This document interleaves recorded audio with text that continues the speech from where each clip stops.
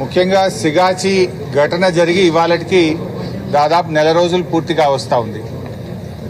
చనిపోయిన కుటుంబాలు వాళ్ళ నెల మాసికాన్ని జరుపుకుంటా ఉన్నారు. కానీ ఈ ప్రభుత్వం పూర్తిగా నిర్లక్ష్యం వహించి అసలు ఈ ఘటనను తూతూ మంత్రంగా ముగించే ప్రయత్నం చేస్తూ ఉన్నారు. ముఖ్యమంత్రి గారు సంఘటనా స్థలానికి వచ్చి ₹1,00,00,000 ఎక్స్గ్రేషియా ప్రకటించి వెళ్లారు. నెల రోజులైంది, ఒక్కరికి కూడా ₹1,00,00,000 రాలేదు. ఈరోజు ఆ చనిపోయిన కుటుంబ సభ్యుల్లో చూస్తే కొంతమంది మిస్సింగ్ ఉన్నారు. మిస్సింగ్ అనేది ఏం లేదు, కనీసం వాళ్ళ బొక్కలు కూడా దొరకలేదు, ఖాళీ బూడిదైపోయారు. బూడిదైపోతే కనీసం వాళ్ళ శవాలను కూడా ఇవ్వలేదు. ఆ ఫోటో ఉందా బాబు, అది అట్ట పెట్టలేదు. శవాలను కూడా ఇవ్వలేదు. వాళ్ళు పాపం అంతిమ కార్యక్రమాలను కాలిపోయిన బూడిద, ఆ కంపెనీలో కాలిపోయిన బూడిద తీసుకుపోయి కార్యక్రమాలు జరుపుకొని ఆ బూడిదను గోదావరి నదిలో బాసర దగ్గర కలుపుకున్నామని కళ్ళనీళ్లు పెట్టుకుంటా ఉన్నారు. ఇంత హృదయ విదారకమైనటువంటి పరిస్థితి ఉన్నది. ఇవాళ మొత్తంగా చనిపోయినటువంటి వాళ్ళు 54 మంది. ఉమ్మడి ఆంధ్రప్రదేశ్లో మన రాష్ట్రంలో ఎప్పుడూ ఒక కంపెనీలో ఇంతమంది కాలిపోయి మాడి మసైన పరిస్థితి లేదు.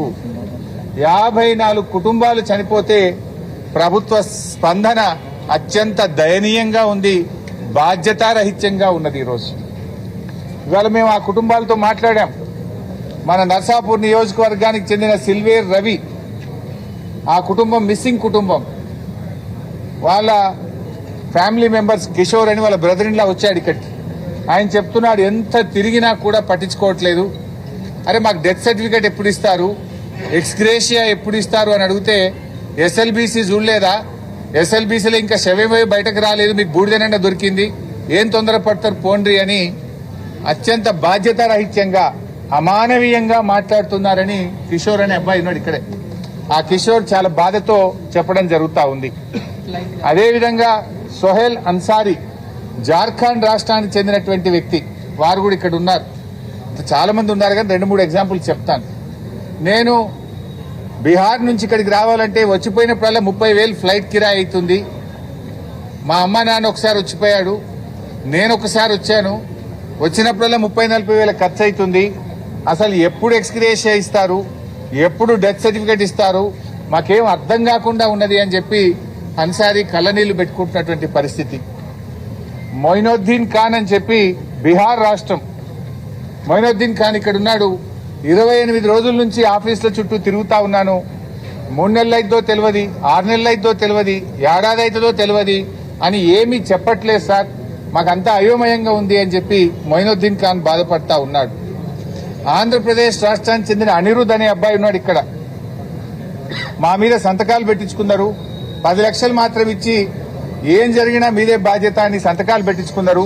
మిగతాది ఎప్పుడు ఇస్తారు, ఎంత ఇస్తారు అంటే చెప్పట్లేదు. ముఖ్యమంత్రి ₹1,00,00,000 అన్నాడు. అధికారులను అడిగినా, కంపెనీ వాళ్ళని అడిగినా ఎంత ఇస్తారు అంటే చెప్పడం లేదు, ఎప్పుడు ఇస్తారు అంటే చెప్పడం లేదు. మాకేం అర్థమైతలేదు సార్, మమ్మల్ని ఆదుకోండి అని చెప్పి ఆంధ్రప్రదేశ్ చెందిన అనిరుద్ధు ఇక్కడ మాట్లాడుతూ ఉన్నారు. అదేవిధంగా సతీష్ కుమార్, ఉత్తరప్రదేశ్ రాష్ట్రం, DNA టెస్ట్ చేస్తే ఒక ముద్ద ఇచ్చిండ్రు. మా నాన్న ఆనవాళ్లు కూడా లేవు. ఒక ముద్దను తీసుకుపోయి మేము కార్యక్రమాలు చేసుకున్నాము. అయితే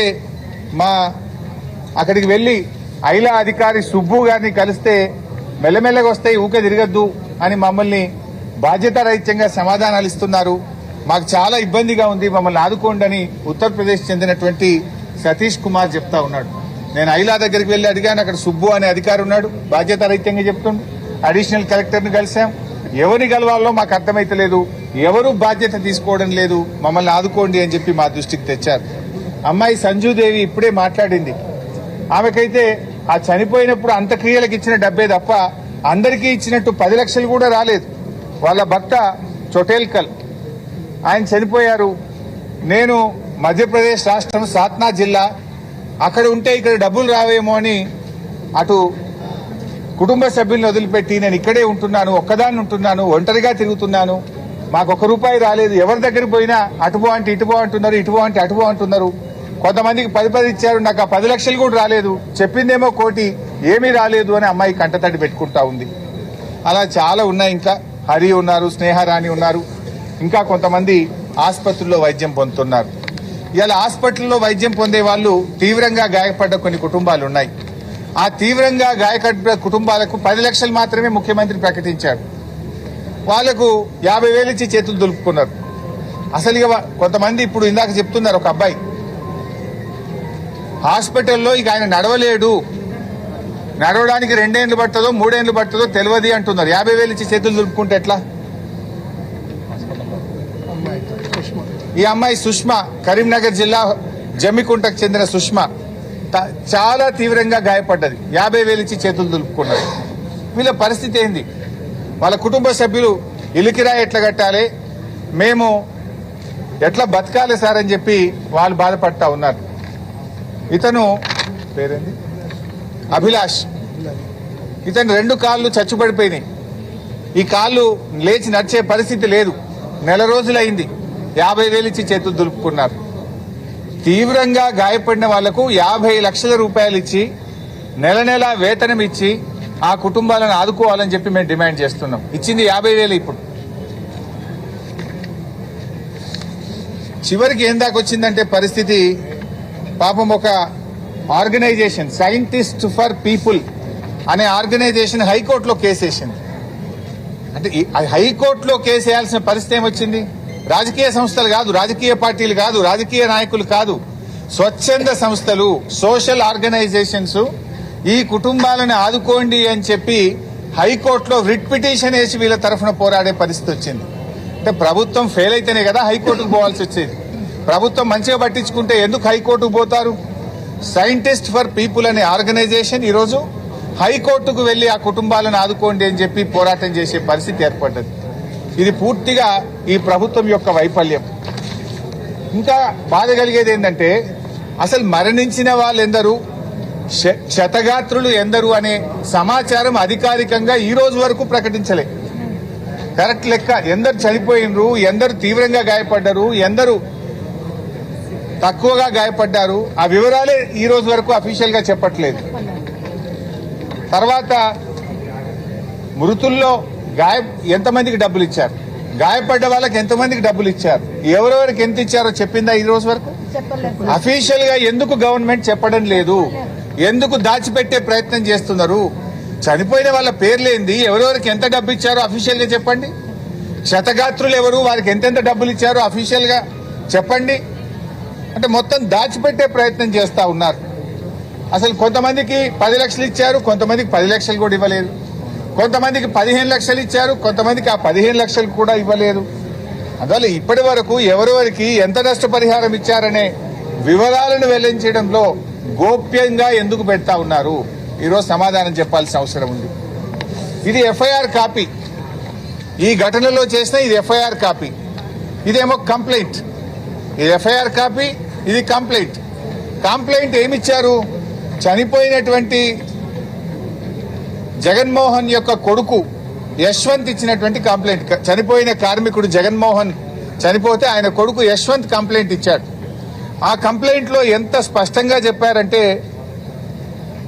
ఈ సిగాచి కంపెనీలో పాతబడిన మెషినరీ ఉండడంతో ప్రమాదం సంభవిస్తుందని ఎన్నోసార్లు మా నాన్న మరియు ఇదే కంపెనీలో పనిచేయుచున్న వర్కర్లు కంపెనీ మేనేజ్మెంట్ కు చెప్పడం జరిగింది. అయినా మేనేజ్మెంట్ ఉద్దేశపూర్వకంగా కావాలని అదే పాతబడిన మెషినరీలతో పనిచేయించారు. ఇలాగా పనిచేస్తే చాలా ప్రాణ నష్టం జరుగుతుందని మరియు తీవ్రమైన హాని కలిగే అవకాశం ఉన్నదని మా కుటుంబ సభ్యులకు నాన్న చెప్పుతూ చాలాసార్లు బాధపడేవాడు అని ఇంత స్పష్టంగా కంప్లైంట్ ఉంది. ఈ కంప్లైంట్ మీదనే ఎఫ్ఐఆర్ అయింది. ఇందులో యాజమాన్యం నిర్లక్ష్యం ఉంది. పాత మిషనరీతో పనిచేయడం వల్ల ఈ సంఘటన జరిగింది అంటే ఇంతవరకు యాజమాన్యం మీద కేసు పెట్టలే. ఇంతవరకు యాజమాన్యానికి సంబంధించి ఒక్కరిని అరెస్ట్ చేసిందా? అంటే నేను అడుగుతున్నా, రేవంత్ రెడ్డి, ఎవరిని కాపాడే ప్రయత్నం చేస్తున్నావు? యాజమాన్యంతో ఎందుకు కుమ్మక్కైనావు నువ్వు? ఎందుకు యాజమాన్యం మీద కేసు పెట్టలే, వాళ్ళని అరెస్ట్ చేయలేదు? కంప్లైంట్ లో స్పష్టంగా ఉంది. ఈ కంప్లైంట్ మీదనే ఎఫ్ఐఆర్ అయింది. యాజమాన్యం నిర్లక్ష్యం వల్ల, పాత మిషనరీ పెట్టడం వల్ల, ఎన్నోసార్లు చెప్పినా నిర్లక్ష్యం చేయడం వల్ల ఈ బ్లాస్టింగ్ జరిగింది, దీంట్లో మా వాళ్ళు చనిపోయారని అంత స్పష్టంగా కంప్లైంట్ వస్తే రేవంత్ రెడ్డి ఎందుకు యాజమాన్యాన్ని కాపాడుతుంది? యాజమాన్యంతో ఉన్న లాలూచి ఏంది అని నేను అడుగుతా ఉన్నా. ఎందుకు యాజమాన్యానికి సంబంధించిన వ్యక్తులను ఈ రోజు వరకు అరెస్ట్ చేయలేదు? దీనికి సమాధానం చెప్పాలని చెప్పి కూడా నేను ప్రభుత్వాన్ని డిమాండ్ చేస్తా ఉన్నా.